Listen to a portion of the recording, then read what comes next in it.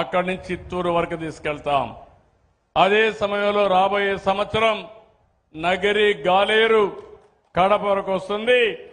ఆ తర్వాత రాజంపేట తీసుకొస్తా. 3 ఏళ్లలో కోడూరు కూడా తీసుకెళ్తామని మీ అందరికీ హామీ ఇస్తున్నా. ఇదే కాదు, సాగునీరు ఇస్తాం, పరిశ్రమలు వస్తాయి, పెట్టుబడులు వస్తాయి, ఉద్యోగాలు వస్తాయి. డ్రిప్ ఇరిగేషన్ అయితే 90% సబ్సిడీ ఇస్తున్నాం. రాయలసీమలో ఇప్పుడు కూడా నేను చూస్తే రాజంపేటలో కూడా వ్యవసాయం తగ్గింది, హార్టికల్చర్ పెరిగింది, డైరీ పెరిగింది. అదే మాదిరిగా లైవ్ స్టాక్ కూడా బాగా పెరిగే పరిస్థితికి వచ్చింది. ఈరోజు రాయలసీమలో రోడ్లన్నీ బ్రహ్మాండంగా వచ్చాయి. ఇక్కడ ఆటోమొబైల్ వస్తుంది. ఒక కియా మోటార్ అనంతపూర్లో వస్తే, కరూరు జిల్లాలో వస్తే, అనంతపూర్ జిల్లా ఈరోజు రూపురేఖలే మారిపోయే పరిస్థితికి వచ్చింది. అలాంటి దీనికి మనం శ్రీకారం చుట్టాం.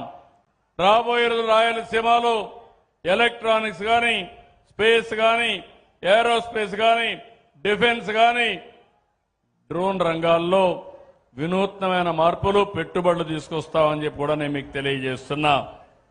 ఈ రోజు ఇక్కడ మీరు చూసినప్పుడు నేను ఎన్నోసార్లు చెప్పాను, రాయలసీమలో ఒకప్పుడు రాయలేలిన సీమ ఇది, రతనాల సీమ ఇది. తర్వాత పాలకులంతా కూడా రాళ్ల సీమ చేశారు, ఆశ వదిలిపెట్టారు. మొట్టమొదటిసారిగా ఈ రాయలసీమని కాపాడాలని ఆలోచించిన వ్యక్తి, నీళ్లు ఇవ్వాలని ఆలోచించిన వ్యక్తి, ఇవ్వచ్చని దారి చూపిన నాయకుడు నందమూరి తారక రామారావు గారని చెప్పి నేను మీకు తెలియజేస్తున్నా. అక్కడి నుంచి ప్రారంభమైంది.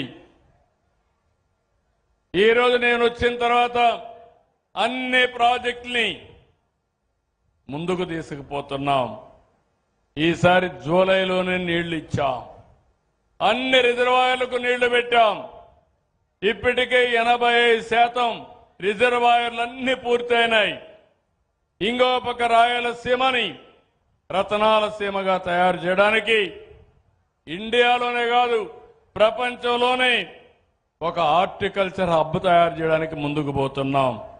ఇవన్నీ వస్తే ఈ రాయలసీమలో కరువు అనే మాట ఉండదు, నీళ్లు పుష్కలంగా వస్తాయి. అందుకే ఇంకోటి ఆలోచించాను. నా ఆలోచన ఇప్పుడు కాదు, 25 ఏళ్లకు మునిపించి ఆలోచిస్తున్నాం. ఏదైతే గంగా నది నుంచి కావేరి వరకు నదుల అనుసంధానం జరగాలి. ఈరోజు మీరు రోడ్లు చూస్తున్నారు, ఒకప్పుడు అధ్వానమైన రోడ్లు, ఈరోజు రోడ్లు బ్రహ్మాండంగా వచ్చాయి. ఇంకో పక్క ఒకప్పుడు ఫోన్లు పనిచేసేటివి కాదు, ఇప్పుడు సెల్ ఫోన్లు పెట్టుకునే పరిస్థితికి వచ్చాం. ఇవన్నీ కూడా సంస్కరణల వల్ల వచ్చిన ఫలితాలు ఇవన్నీ. అదే ఈరోజు వరదలు వస్తున్నాయి, కొన్ని ప్రాంతాల్లో కరువు వస్తా ఉంది.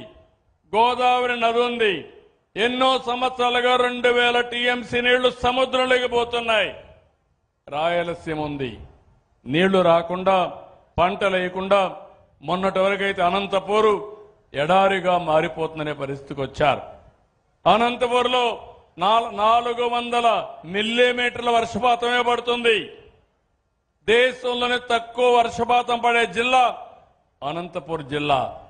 అందుకే ఈరోజు మనం గాని గంగా కావేరి చేస్తే, నదుల అనుసంధానం చేస్తే చాలా ఉపయోగపడుతుంది. అది వచ్చే లోపల వంశధార దగ్గర నుంచి గోదావరి, కృష్ణ, పెన్న అన్ని నదుల అనుసంధానం చేయాలని నేను సంకల్పం చేశా. అది చేస్తామని మరొకసారి మీ అందరికీ హామీ ఇస్తున్నా.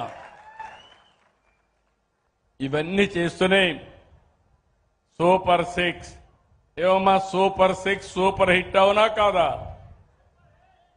అవునా కాదా? గట్టిగా చెప్పండి తల్లి, మీకోసం ఎంతో కష్టపడుతున్నాం.